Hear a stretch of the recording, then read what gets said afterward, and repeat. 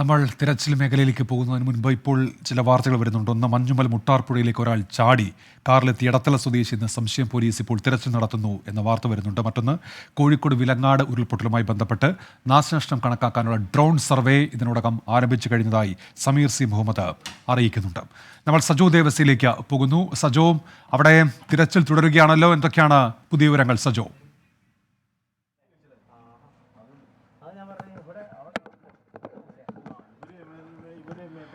ഉന്മേഷ്, ഇവിടെ തിരച്ചിൽ നടക്കുന്നുണ്ട്. വിവിധ സന്നദ്ധ സംഘടനകൾ, സിവിൽ ഡിഫൻസ് വോളണ്ടിയേഴ്സ്, ഫയർഫോഴ്സ് സംഘങ്ങൾ, അങ്ങനെ പോലീസിൻ്റെ SOG ഉൾപ്പെടെയുള്ള വിവിധ ടീമുകൾ ഇപ്പോഴും സജീവമാണ്. ഈ ഇടങ്ങളിലേക്ക് ആദ്യമായി തിരികെ എത്തിയ ആളുകളടക്കം ഈ പ്രദേശത്തുണ്ട്. അവരോടൊക്കെ ആശയവിനിമയം നടത്തി അവർ പറയുന്ന സ്ഥലങ്ങളിലൊക്കെയാണ് ഇപ്പോൾ നടക്കുന്നത്. യഥാർത്ഥത്തിൽ ഞാൻ നിൽക്കുന്ന ഈ പ്രദേശത്തൊക്കെ ധാരാളം അധികമായി എത്തുന്ന സ്ഥലങ്ങളാണ്. ഇവിടെ പലരും ഇങ്ങോട്ടേക്ക് വരാൻ ആദ്യഘട്ടത്തിൽ ആഗ്രഹിച്ചിരുന്നില്ല. പിന്നീട് ഈ ലോക്കലായിട്ടുള്ള പ്രാദേശിക ആളുകൾ കൂടി ഇങ്ങോട്ടേക്ക് വരികയും അവർ പറയുന്ന ഇടങ്ങളിലൊക്കെ കാര്യമായി ഏതെല്ലാം നിലയ്ക്ക് തിരച്ചിൽ നടത്താൻ കഴിയും എന്ന നിലയ്ക്കാണ് പരിശോധന പുരോഗമിക്കുന്നത്. നമുക്ക് ദൃശ്യങ്ങളിൽ കാണുന്നു സന്നദ്ധ പ്രവർത്തകർ. എൻ്റെ കൂടെ ഉള്ളത് യാസീനാണ്. യാസീൻ ഈ തകർന്ന വെള്ളറമല സ്കൂളിലെ 9ാം ക്ലാസ് വിദ്യാർത്ഥിയായിരുന്നു. യാസീനോട് ഞാൻ ഒന്നും സംസാരിക്കുന്നില്ല ഈ ഘട്ടത്തിൽ. പക്ഷേ യാസീൻ കുറേ കാര്യങ്ങളൊക്കെ പറയുകയും കാണിച്ചു തരികയും ചെയ്തു. യാസീൻ്റെ വീട് യഥാർത്ഥത്തിൽ മുകളിലാണ്. ആ വീട് നശിച്ചു. ഈ വീട് യാസീൻ്റെ വെല്ലുപ്പയുടെ വീടാണ്. യാസീൻ്റെ വെല്ലുപ്പയുടെ കൂടെ ഇങ്ങോട്ട് വന്നതാണ് അല്ലേ? ആദ്യമായിട്ട് വന്നതാണ്. അതായത് യാസീൻ കുറേ കാര്യങ്ങൾ എന്നോട് പറഞ്ഞു.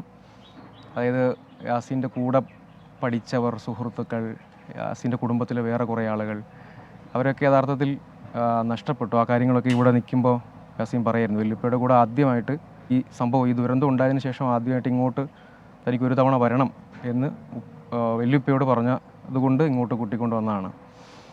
ഞാൻ ഒരുപാട് കാര്യങ്ങൾ ചോദിച്ചു. യഥാർത്ഥത്തിൽ യാസീനെ വിഷമിപ്പിക്കുന്നില്ല. യാസീൻ കുറേ കാര്യങ്ങൾ പറഞ്ഞു. യാസീൻ്റെ വീടിൻ്റെ അങ്ങോട്ടേക്ക് പോകാൻ യഥാർത്ഥത്തിൽ പ്രയാസമുണ്ട്. കുറച്ച് മുകളിലാണ്.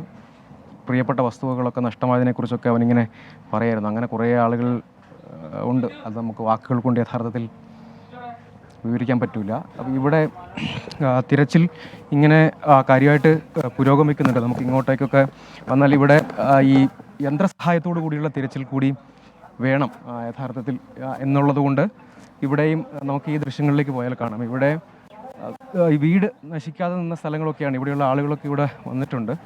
നമുക്ക് ഈ ഭാഗത്തേക്ക് വന്നാൽ നമുക്ക് നോക്കാം. ഇവിടെയൊക്കെ ധാരാളം സന്നദ്ധ പ്രവർത്തകരുടെ സാന്നിധ്യമുണ്ട്. അതായത് സംശയം ഉള്ള ഇടങ്ങളിലെല്ലാം യന്ത്രസഹായത്തോടു കൂടിയുള്ള പരിശോധനയിലേക്ക് പോവുക എന്നതാണ് ഇപ്പോഴത്തെ ഒരു തീരുമാനം. അങ്ങനെ ആ ഇടങ്ങളിലൊക്കെ വ്യാപകമായി പരിശോധന നടത്തുക. ആളുകളുടെ ഒക്കെ ഒരു സാന്നിധ്യം ഇങ്ങോട്ടേക്ക് യഥാർത്ഥത്തിലുണ്ട്. അതുകൊണ്ട് ഇവിടെ പരിശോധനകളിലേക്ക് പോകാമെന്നാണ്. പരമാവധി ഇടങ്ങളിൽ പരിശോധന നടത്തുക. കാരണം നമ്പർ തന്നെ പരിശോധിച്ചാൽ 130-130ഓളം ആളുകൾ ഔദ്യോഗികമായി മാത്രം കാണാതെയുണ്ട്. ചേട്ടൻ്റെ വീട് എവിടെയാണ്? എൻ്റെ വീട് അതിൻ്റെ അപ്പുറത്താണ്. ചേട്ടൻ്റെ പേരെങ്ങനെയാണ്? എൻ്റെ പേര് ശിവാനന്ദൻ. വീട് അവിടെ വീടുണ്ട്, പക്ഷേ വീട്ടിലേക്ക് കയറി ചെല്ലാനൊന്നും പറ്റുന്ന രീതിയിലല്ല. വീടൊക്കെ ആ കുലുങ്ങി പുറകിലൊക്കെ ഇടിഞ്ഞ് താഴെ വന്നു. സ്കൂളിലോട്ടുള്ള സ്ഥിതി മൊത്തത്തിൽ അങ്ങനെയാണല്ലോ.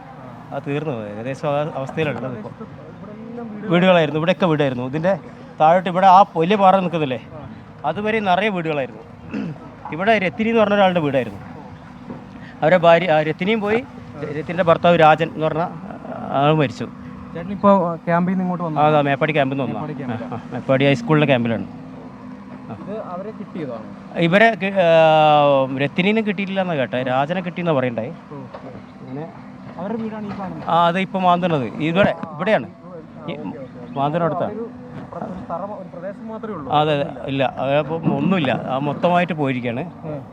പിന്നെ അങ്ങനെ പോയി ഇവിടെ ഇതിൻ്റെ അപ്പുറത്ത് വരുമ്പോൾ ഇവിടെ ആ ഭാഗത്ത് അവിടെ അതിൻ്റെ കുറച്ച് അപ്പുറത്തായിട്ട് എൻ്റെ അനിയത്തിയുടെ വീട്, വിനോദിനി പറയും. അവരുടെ വീടൊക്കെ അവിടെയായിരുന്നു. അങ്ങനെ എന്താ പറയുക, ഇവിടെ നിറയെ വീടുകളായിരുന്നു. ഈ വലിയ പാറ നിൽക്കുന്നിടത്ത് പിന്നെ ഇവിടുത്തെ പഴയ മെമ്പർ, 10ാം വാർഡിലെ മെമ്പറായിരുന്ന സവിതേൻ്റെ വീടായിരുന്നു. സവിത എന്ന് പറഞ്ഞാൽ അവരെ തൊട്ടപ്പുറത്ത് അവരെ ഏടത്തി അനിയന്മാരും അവർ ഒരുമിച്ച് ഒരു കോളനി പോലെ അവർ 3 കുടുംബം കൂടി ഒരുമിച്ച് നിന്നതാണ്. അവരൊറ്റ ആൾ ജീവനോടെ കിട്ടിയില്ല. അതൊക്കെ ആളെ കിട്ടിയിട്ടുണ്ട്, കുറച്ച് പേരെയൊക്കെ. എത്ര ആളെ കിട്ടിയെന്നുള്ളത് വ്യക്തമായിട്ട് അറിയില്ല. ചേട്ടൻ്റെ പേര് പറഞ്ഞ? എൻ്റെ പേര് ശിവാനന്ദൻ. ശിവാനന്ദൻ ചേട്ടനൊക്കെ ഇവിടുത്തുകാരാണ്. അപ്പോൾ ഇവിടെയുള്ള ആളുകളൊക്കെ ഇവരോടൊക്കെ പറഞ്ഞൊക്കെ കൊടുക്കുക എന്നുള്ളതാണ് പ്രായോഗികമായി കാര്യം. അതായത് ഇവിടെ ഇപ്പോൾ ഊരാളുങ്കലിൻ്റെ ഒരു ഹിറ്റാച്ചി പ്രവർത്തിക്കുന്നത് കാണാം. ഒരാളെങ്കിലും ഇവിടെ സർവീസ്, അപ്പോൾ അവരൊക്കെ ഇവിടെ തിരഞ്ഞു നോക്കുകയാണ് സാധ്യമായ വഴികളിൽ. ആളുകൾ പറഞ്ഞ സംശയങ്ങളിൽ സന്നദ്ധ പ്രവർത്തകരൊക്കെ അവർക്ക് സഹായം കൊടുക്കുന്നുണ്ട്. ഫയർഫോഴ്സ് ഉണ്ട്, സിവിൽ ഡിഫൻസ് വോളണ്ടിയേഴ്സ് ഉണ്ട്, വിവിധ സന്നദ്ധ പ്രവർത്തകരുണ്ട്. ഇപ്പോഴും ഇങ്ങനെയൊക്കെ തിരഞ്ഞു നോക്കുന്ന അതൊരു ആണ്. കാരണം യന്ത്രസഹായം ഇല്ലാതെ തിരയുക എന്ന് പറയുന്നത് പുറമെ സാധ്യമായ വഴി അവരും സന്നദ്ധ പ്രവർത്തകർ അവരുടെ കൈവശമുള്ള ചെറിയ ആയുധങ്ങളൊക്കെ ഉപയോഗിച്ച് തിരയുന്നുണ്ട്. അപ്പോൾ യന്ത്രസഹായത്തോടുകൂടി തന്നെ തിരയുകയാണെങ്കിൽ നേരെ എതിർഭാഗത്തേക്ക് തിരിഞ്ഞാൽ അവിടെയും സമാനമായി, അതായത് ചൂരൽമലയുടെ താഴ്വാരത്തെ പ്രദേശമാണ്, അതായത് സ്കൂളിനോട് ചേർന്ന സ്കൂളിൻ്റെ മുൻഭാഗവും പിൻഭാഗവും, അതായത് വെള്ളാർമല സ്കൂളിൻ്റെ മുൻഭാഗവും പിൻഭാഗവുമാണ്. അവിടെയാണ് ഏറ്റവും കൂടുതൽ തകർന്നൊരു മേഖല മുഴുവൻ വാഷ് ഔട്ടായി പോയത് യഥാർത്ഥത്തിൽ ഈ സ്ഥലങ്ങളിലാണ്. അപ്പോൾ ഇവിടെ നിന്നും ധാരാളം ആളുകൾ യഥാർത്ഥത്തിൽ ഇനിയും കണ്ടുകിട്ടാനുണ്ട്.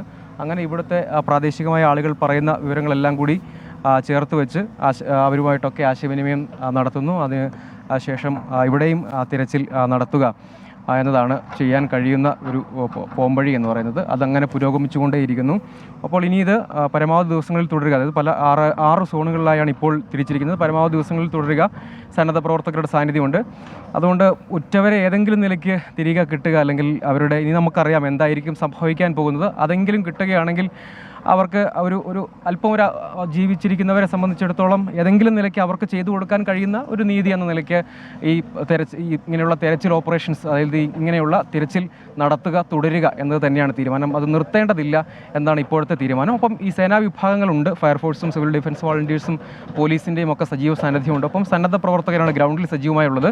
ഒപ്പം വിവിധ ഗ്രൂപ്പുകൾ, അതായത് ഹിറ്റാച്ചി തന്നെയാണെങ്കിലും ഇതിപ്പോൾ ഒരാളെങ്കിലേതാണ്, അതുകൂടാതെ വിവിധ അവരുടെ തന്നെ സംഘടനകൾ ഒക്കെ തന്നെയും ഇങ്ങോട്ടേക്ക് എത്തുകയും അവർ സൗജന്യമായി തന്നെ ആ സേവനങ്ങൾ നൽകുകയും ചെയ്യുകയാണ്. അങ്ങനെ പറഞ്ഞു നൽകുന്ന ഇടങ്ങളിൽ അങ്ങനെ സൗജന്യമായി ആ സേവനങ്ങൾ നൽകുകയും ചെയ്യുകയാണ്. അങ്ങനെ വിവിധങ്ങളായിട്ടുള്ള ആളുകൾ അവരുടെ സാധ്യമായ വഴികളിലെല്ലാം ഹിറ്റാച്ചി അസോസിയേഷനുമായി ബന്ധപ്പെട്ട ആളുകളൊക്കെ അവർ കൂടുതൽ വാഹനങ്ങൾ എത്തിക്കുകയും മറ്റും ചെയ്ത് തിരച്ചിലിലേക്ക് കടക്കുന്നു. അങ്ങനെ വിവിധങ്ങളായിട്ടുള്ള ഈ സന്നദ്ധ വിഭാഗങ്ങളുടെ സംഘടനകളുടെയൊക്കെ പിന്തുണയോടുകൂടിയും സഹായത്തോടുകൂടിയും സജീവമായി തിരച്ചിൽ തുടരുകയാണ്. അപ്പോഴും ഈ ഭൂമി ആകെ, അതായത് ഈ ദുരന്ത ഭൂമിയിലേക്ക് തിരികെ വന്ന മനുഷ്യർ ക്യാമ്പുകളിൽ നിന്നും മറ്റും തിരികെ തങ്ങളുടെ വീട് ഇരുന്ന പ്രദേശങ്ങളിലേക്കും അപ്പം തകർന്ന വീടിൻ്റെ പ്രദേശങ്ങളിലേക്കും ഒക്കെ വന്ന് നിൽക്കുന്ന ആളുകൾ അവർ പറയുന്ന വാക്കുകൾ അതൊക്കെയാണ് ഹൃദയഭേദകമായ കാര്യം. അതായത് നമ്മൾ അതിജീവിച്ച് തുടങ്ങിയെന്നൊക്കെ നമ്മൾ പറയുമ്പോൾ പോലും യഥാർത്ഥത്തിൽ എന്താണ് ദുരന്തഭൂമി ബാക്കിയാക്കുന്നതെന്ന് എന്ന ദൃശ്യങ്ങളും കാഴ്ചകളും ഒക്കെ ഇവിടെ ഉണ്ട്. ഉന്മേഷ്, ശരി. ജനകീയ തിരച്ചിൽ തുടരുകയാണ്. സജോ ദേവസ്യാണ് ഇപ്പോൾ ചൂരൽമലയിൽ നിന്ന്